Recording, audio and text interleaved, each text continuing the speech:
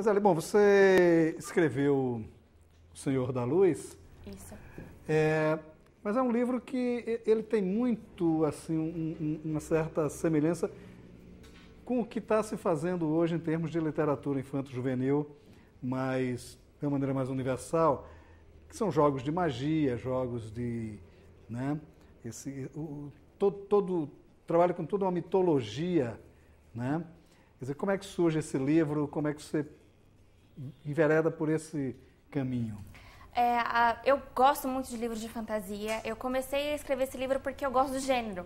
É um gênero que eu sempre li e foi mais ou menos isso mesmo. A história ela foi inspirada no livro do Senhor dos Anéis, As Crônicas de Nárnia, tem até um pouco de Harry Potter aí no livro, coisas sagas de magia, que é o que sempre me encantou, que é o que me viciou em ser uma leitora, para depois eu começar a escrever.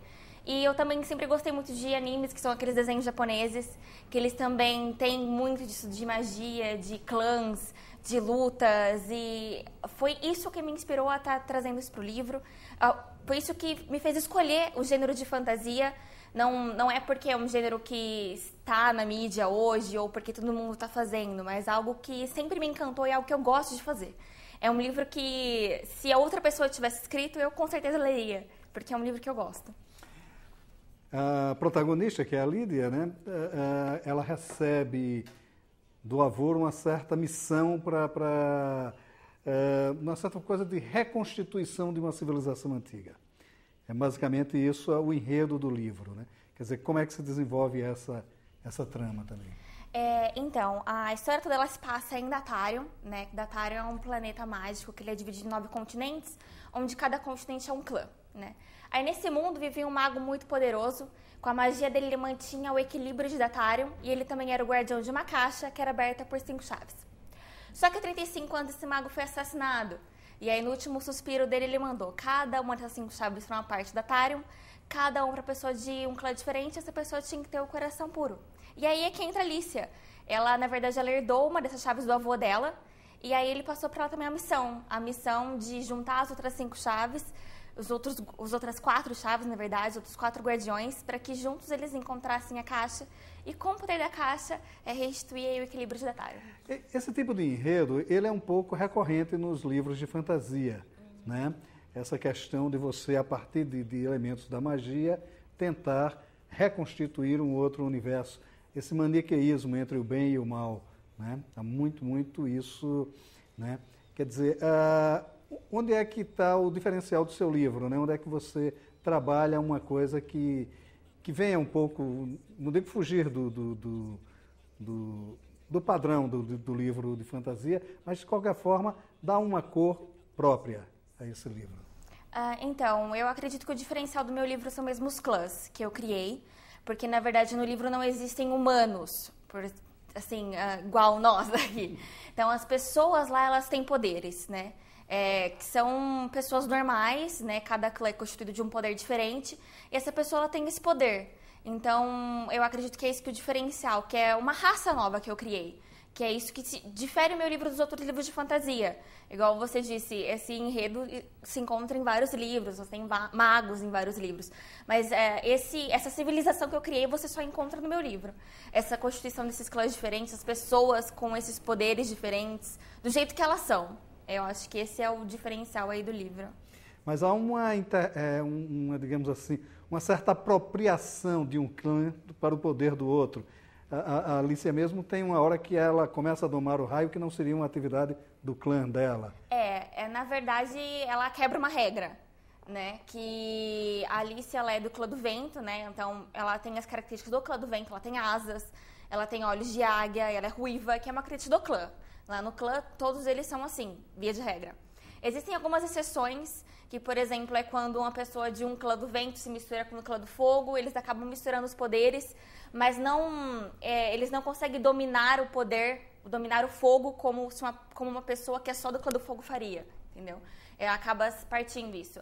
A Alicia, mais pra frente do livro, ela acaba conseguindo dominar os raios, mas é uma coisa que ela consegue quebrar. Ela quebra a regra, vamos dizer assim. Não era para ela conseguir fazer isso. Poucas pessoas conseguem fazer e ela consegue.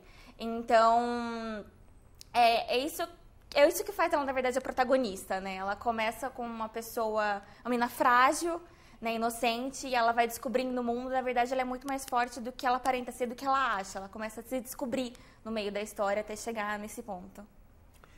Mas há umas coisas assim que a feiticeira, né, que busca dominar esses poderes todos, né, uma forma de dominação daquele universo, pelo menos, né, e há, de certa forma, o envolvimento do clã que seria espécie do clã dominante daquela, que é o irmão da menina que depois se torna rainha do universo, né.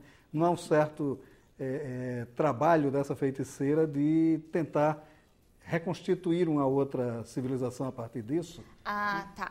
A feiticeira, ela é do clã... Na verdade, ela é do clã dos imortais, né? E só os imortais conseguem dominar a magia, né, no livro. Que eu coloco que a magia, ela leva muito tempo para ser aperfeiçoada. E só eles conseguem dominar a magia. A magia que eu coloco no livro seria a dominação da energia. Como se você conseguisse materializar a energia e transformar isso em poder. São isso que eles fazem, além de conseguir controlar objetos ou até mesmo o poder dos outros clãs, mas a partir de encantamentos. Então, eles até conseguem dominar a água, o fogo, mas com encantamentos. Eles têm que pronunciar algumas palavras mágicas para conseguir fazer isso. Aí, o que você quis dizer seria a feiticeira tentar libertar esses poderes na Alicia ou nos outros para transformar isso em uma nova cultura, é isso? Não é isso que o enredo não passa pelo menos uma intenção nesse sentido? É uma visão diferente. Na verdade, eu não tinha pensado nesse lado. Na verdade, isso que ela fez não foi algo que a feiticeira induziu. Talvez a feiticeira tenha induzido. Induziu porque eles estão em busca de poder.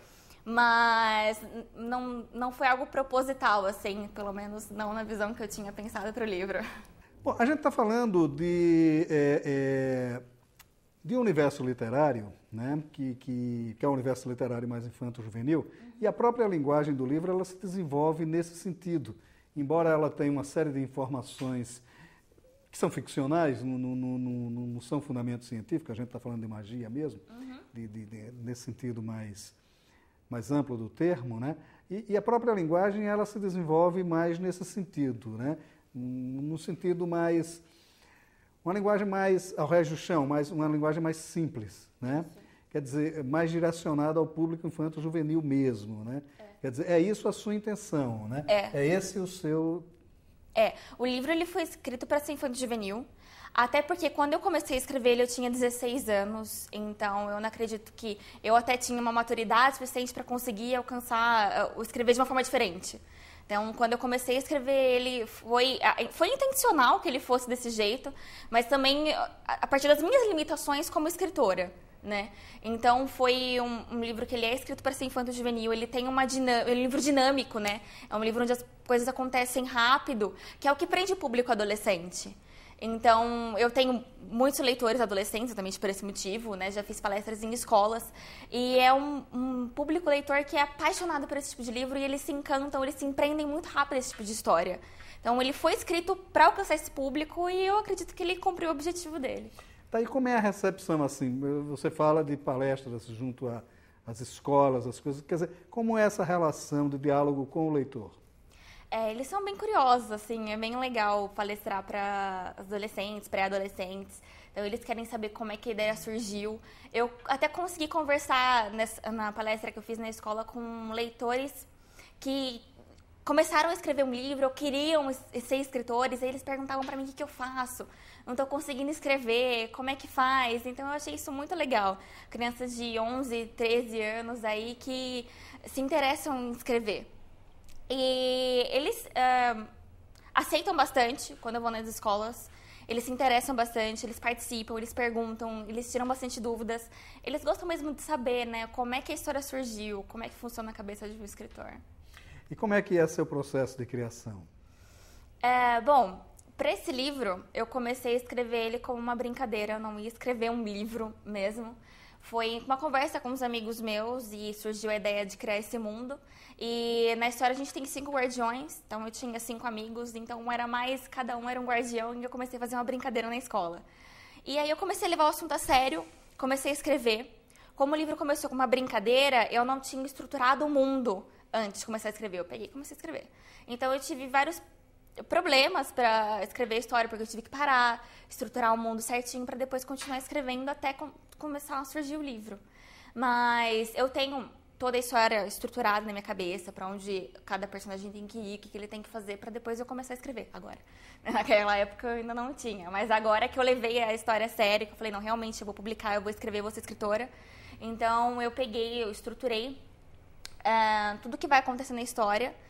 É importante fazer isso, senão você se perde, o livro não chega a lugar nenhum, para depois eu começar a continuar escrevendo, tudo certinho. Além dessa, bom, você tem o trabalho de leitura seu, né, que a gente já falou um pouco sobre isso, né? Mas o que eu percebo na leitura do livro é que ele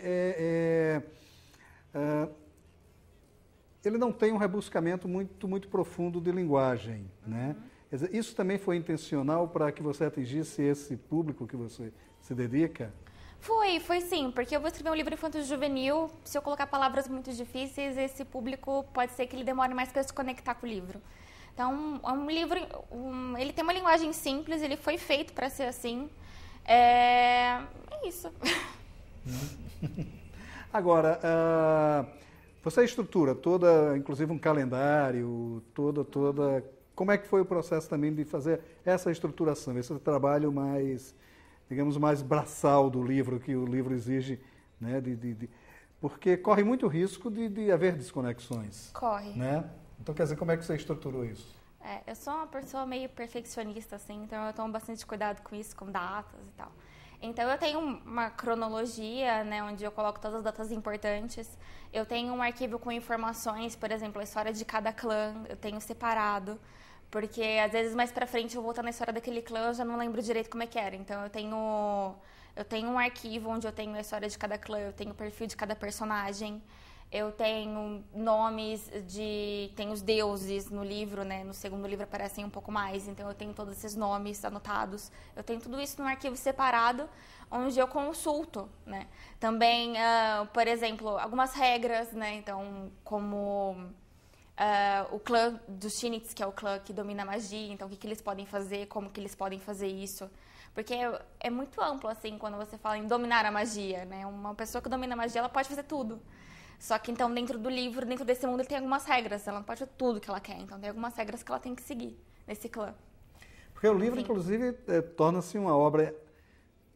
Uma época se convencionou chamar de obra em aberto, né?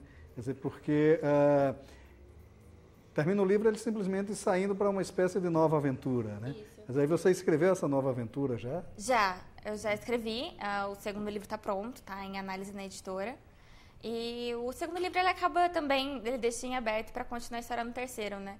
É uma trilogia e eu não tinha como dar um final para esse livro, porque a história não tinha acabado, né? A saga não tinha acabado. Então, não tinha como eu fazer um final ali para deixar um gancho para o próximo livro. Eu não tinha como concluir ele. A não ser que eu fizesse toda a saga num livro só. Ia ficar um livro maior. Como o livro é infanto-juvenil, eu achei que ia ser desinteressante fazer um livro muito grosso. Porque o público ele não vai se interessar em ler um livro desse tamanho. Ler livros menores, eles vão se prender mais. Se bem que o Harry Potter são livros alentados. Mas assim. o primeiro é fininho. Né? O segundo aumenta mais um pouquinho, o sétimo ele é maior, mas os primeiros livros eles são fininhos. Então, o leitor que começou a ler o primeiro, o segundo, o terceiro, ele não vai parar. Ele vai precisar continuar, então ele vai deixar de se importar com o tamanho do livro. Agora, a gente falou um pouco aqui sobre essa receptividade, porque a gente tem a ideia... eu lembro uma vez um depoimento do Paulo Rocco, que era o dono da editora Rocco, né? Ele dizia... Alguém perguntou, ele disse, tudo bem? Ele disse, quem tem Harry Potter está sempre tudo bem. Então, por causa da vendagem do livro. A gente tem uma visão de que, essa visão da literatura estrangeira que tem essa receptividade toda, que tem uma coisa. No caso desse tipo de literatura feita aqui no Brasil, quer dizer, como é que isso tem chegado ao público? Quer dizer, tem realmente uma receptividade... Não digo na dimensão de um Harry Potter, mas pelo menos numa dimensão considerável, você sente um pouco isso? Tem sim. É claro que ainda existe muito preconceito em relação à literatura nacional, de fantasia, Mas eu acho que esse preconceito está sendo quebrado. Nós temos hoje autores brasileiros que escrevem fantasia, que estão bem conceituados no mercado, como, por exemplo, o Rafael Dracon, a Carolina Munhoz, tem o Eduardo Spohr, que eles escrevem fantasia, eles são escritores brasileiros, eles são bem aceitos no mercado, eles vendem muito bem. Então, o livro, mais por causa do movimento desses escritores, eles acabaram levando outros escritores de fantasia também. E eu acho que meu livro fez parte disso, como muitos outros livros de fantasia também fizeram parte dessa onda aí de literatura fantástica que está surgindo agora no mercado. E você está se dedicando basicamente a esse gênero. Isso. Quer dizer, qual é assim, a principal característica de um escritor desse gênero? Quer dizer, o que é que ele deve ter de fundamental para se dedicar? Porque, de certa forma, uma pesquisa meio histórica sobre essas questões de como essas fantasias se desenvolvem, né? Para que ela tenha uma coerência também, não é? Quer dizer, então, quais são os requisitos que você trabalha com mais intensidade? Olha, bom, para ser um escritor de fantasia, você tem que ter muita criatividade, isso é o fator número 1. Mas tem que tomar muito cuidado mesmo com o que você disse, porque você está trabalhando com uma outra dimensão, mas você não pode deixar isso muito fora da realidade. Você tem que fazer o público acreditar no que ele está escrevendo e que aquilo seja possível no mundo que você está fazendo, né? E principalmente os personagens, apesar dos personagens eles não serem humanos, né? Eles têm que ter características humanas, as pessoas têm que conseguir se conectar com eles. Eles têm que enfrentar conflitos que uma pessoa aqui na Terra também enfrentaria. Isso é muito importante num livro de fantasia, que é o que conecta o livro com o leitor, é o que conecta essa dimensão que você criou com o leitor. No meu livro tem um personagem que é um dragão, né? Mas ele é um dragão com sentimentos, né? Ele é conectado com a personagem que é do Clã do Fogo. E o dragão, ele é o personagem favorito da maioria dos meus leitores. Então, é isso que me fascina, né, no livro, né? Ele é um dragão, mas ele é um dragão com sentimentos. As pessoas conseguiram se conectar com ele, apesar de não ser uma pessoa. Então, isso é essencial no livro de fantasia, para você conseguir levar o leitor para o seu mundo. E a nova aventura, ela já parte também, porque dessa vez é o resgate do universo que está em degradação, isso, né? Quer dizer, qual é a base do argumento? Na verdade, a gente vai continuar, né? Então, no primeiro livro, ela foi atrás das chaves, ela conseguiu algumas. No segundo, ela vai continuar essa busca, né? Várias coisas vão acontecer. O livro, assim, tá bem turbulento, vamos dizer. E até chegar no terceiro, onde isso vai se encerrar, né? Onde vai ter o final, né? Eles vão conseguir recuperar o mundo, não? O que vai acontecer até lá.